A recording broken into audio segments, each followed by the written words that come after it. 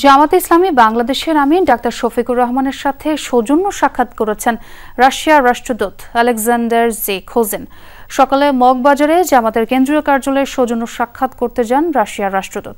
এ সময় তাদের মধ্যে দ্বিপাক্ষিক নানা বিষয়ে আলোচনা হয়। পরে এক ব্রিফিংয়ে জামাতের নায়েবে আমির ডাক্তার আব্দুল্লাহ মোহাম্মদ তাহের জানান, জামাতে ইসলামী আগামী দিনে কেমন বাংলাদেশ দেখতে চায় সে বিষয়ে অবহিত করা হয়েছে রাশিয়ার রাষ্ট্রদূতকে।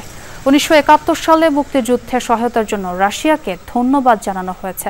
এছাড়াও বাংলাদেশে বিনিয়োগ করতে রাশিয়া আগ্রহী বলে জানান তিনি। নির্বাচনের সময় নিয়েও কথা হয়েছে তাদের।